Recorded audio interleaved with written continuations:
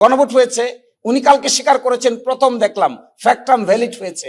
ফ্যাক্টাম valid যদি স্বীকার করেন তাহলে অবশ্যই আপনাকে সংবিধান সংস্কার পরিষদের মিটিং ডাকতে হবে। কারণ কি, কেন ডাকতে হবে?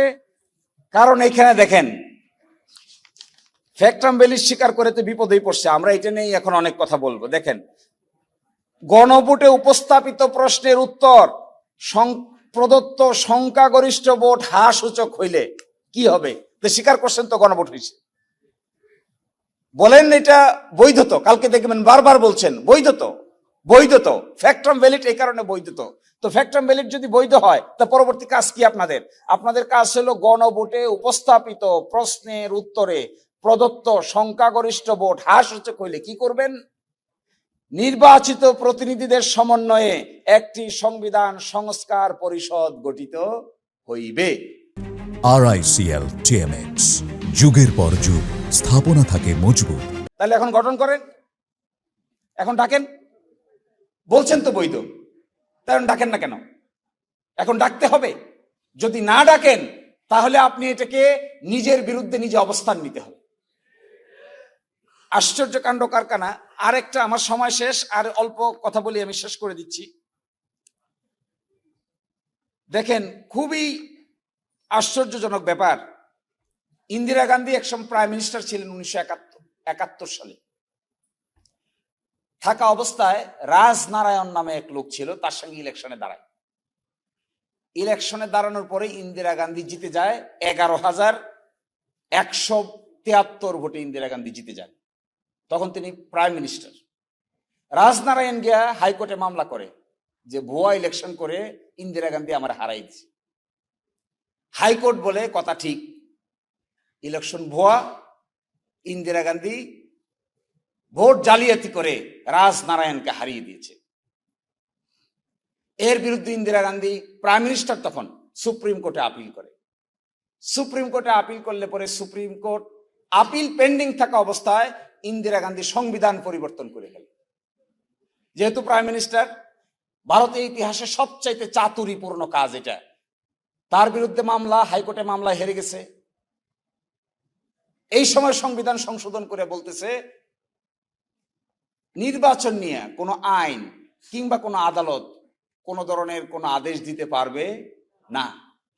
সুপ্রিম কোর্ট বলছে এই যে সংশোধনী আপনি করলেন, সংশোধনী করে এই কথা বললেন যে কোনো আদালতে প্রশ্ন উত্থাপন করা যাবে না, এই সংশোধনীকে ভারতের সুপ্রিম কোর্ট অসাংবিধানিক ঘোষণা করে দিল।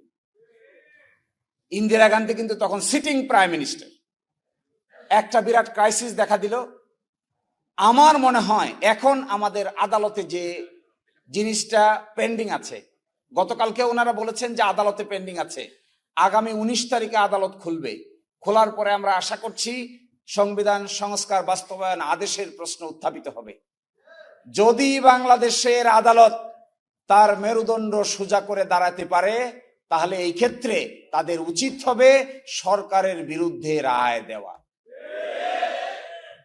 গণ অভ্যুত্থান কি সংবিধান মেনে হয়? জগতে কোথাও শুনছেন কেউ এই কথা বলে যে গণ অভ্যুত্থান হয়েছে সংবিধান মেনে? সংবিধান মেনে তো গণ অভ্যুত্থান হয় না। গণ অভ্যুত্থান হয়েই তো বাইরে থেকে, এবং একইভাবে এখানে বাইরে থেকে হয়েছে। এখন এটাকে আদালতের সাবজেক্ট ম্যাটার বানিয়েছেন। আমি আপনাদেরকে লাস্ট অনুরোধটুকু এটাই করার, আমার কনক্লুশনটা এটা, যে যদি গণভোটের ফলাফল মেনে নিয়ে সংবিধান সংস্কার সভার বা পরিষদের অধিবেশন ডাকা না হয় এবং সংস্কার থেকে সরে যাওয়া হয়, সংবিধান সংস্কার সভার অধিবেশন চলার কথা 180 দিন। 180 দিন পরে এটা বিলুপ্ত হয়ে যাওয়ার কথা। তারপরে 180 দিনের পরে আর 30 দিন পরে উচ্চকক্ষ হয়ে যাওয়ার কথা। পার্লামেন্ট ভেঙে 2 টুকরা হয়ে যাওয়ার কথা, একদিকে নিম্নকক্ষ, একদিকে উচ্চকক্ষ।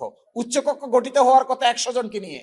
তার মধ্যে ভোটের পার্সেন্টেজ অনুযায়ী বিরোধী দলীয় জোট প্রায় 40% ভোট পেয়েছে, 100-র ভিতরে 40 পাওয়ার কথা, আর বাকিগুলো অন্যরা ভাগযোগ করে পাওয়ার কথা। এই কর্মকাণ্ড যদি আপনারা প্রদর্শন না করেন আর গণভোটের রেজাল্টটা মেনে পরবর্তী পদক্ষেপ যদি না নেন, তাহলে এটা হবে বাংলাদেশের ইতিহাসে, আমার মনে হয় বাংলাদেশ না, আমি এখানে 26টা দেশের নজির নিয়ে আসছিলাম, এত কিছু বলার এখানে চান্স নাই। একেবারে সুইজারল্যান্ড থেকে শুরু করে সর্বশেষ শ্রীলঙ্কা পর্যন্ত এই 26টা দেশে একটা উদাহরণ নাই যে পৃথিবীতে মানুষ গণভোটের রায় মানে নাই, এইরকম কোন উদাহরণ দুনিয়ার ইতিহাসে আর একটাও নাই। তো আমি আপনাদেরকে অনুরোধ করব, আপনাদের উচিত হবে, আমাদের সকলের উচিত হবে এই গণভোটের রায়টা আপনারা মেনে নেবেন। You will comply with the referendum, and according to the referendum you will comply with the other provisions of the order, and you will call for constitution reform. অ্যাসেম্বলির মিটিং ডাকবেন, সেই মিটিং 180 দিনের মধ্যে শেষ করবেন, শেষ করার পরে দ্বিকক্ষ বিশিষ্ট পার্লামেন্ট হয়ে যাবে, সংস্কারগুলো বাস্তবায়ন করবেন, গণভোট ইমপ্লিমেন্টেড হবে, তখনই বাংলাদেশ একটা নতুন যাত্রার সূচনা হতে পারে। আর যদি তা না হয় তাহলে যেই লাও সেই কদুই থেকে যাবে। আরেকটা সাংবিধানিক ক্রাইসিস তৈরি হচ্ছে, অনাস্থার ক্রাইসিস তৈরি হচ্ছে, কোর্টে গিয়ে ক্রাইসিস তৈরি হচ্ছে। আমি খুব অবাক হই, এই রাজনৈতিক প্রশ্নের সমাধান তারা কোর্টে নিয়ে গেছে। আচ্ছা বলেন তো, তত্ত্বাবধায়ক সরকারের সমাধান বাংলাদেশের কোর্ট দিয়ে বাংলাদেশের ইতিহাসে কি ভালো হলো না খারাপ হলো? তত্ত্বাবধায়ক সরকার প্রবর্তন করেছিলাম আমরা রাজনৈতিকভাবে, এটাকে ওনারা নিয়ে গেছেন কোর্টে, কোর্ট গিয়ে বলছেন অসাংবিধানিক। 17 বছর দেশে আগুন জ্বলছে, এখন এসে কোর্ট আবার বলছেন সাংবিধানিক। তো এখন সাংবিধানিক হিসেবে আবার তত্ত্বাবধায়ক সরকার জাতির জীবন থেকে চলে গেছে 17 years. This approach is a bad approach, chaotic approach, destructive approach, unconstitutional approach, unpolitical approach, unstable approach. একটা responsible political party must take responsible approach. Responsible approach যদি না হয়, আপনি গণভোট চাইলেন, গণভোটের পক্ষে আপনি প্রচারণা চালালেন, আইন হলো, সকলেই পার্টিসিপেট করলাম, এখন বলেন জনগণ না বুঝে নাকি ভোট দিয়ে দিয়েছে। আরে কি সেইম, এটা লজ্জারও তো একটা সীমা থাকা দরকার। এবং লজ্জা হলো ইমানের, এটা যাদের থাকবে না এদেরকে আমার সিনিয়র ব্যারিস্টার আব্দুর রাজ্জাক সাহেব বলতেন, there are some missile which are unguided missile. আপনি যদি মিসাইল ছুড়েন আর মিসাইলের নিয়ন্ত্রণ নিজের হাতে রাখতে না পারেন, এই মিসাইল কার বাড়িতে কোন শিশুকে কোন নারীকে হত্যা করবে এটা আপনি কোনোদিনই খুঁজে পাবেন না, কারণ this is what is an unguided missile. আর উপর দিকে যেভাবে থুতু দিচ্ছেন, আমি কোয়াইট শিওর এই থুতু আপনাদের নিজের গায়েই কয়দিন পরে ঘুরে এসে পড়বে। তো অপেক্ষা করেন থুতু নিজের গায়ে আসা পর্যন্ত।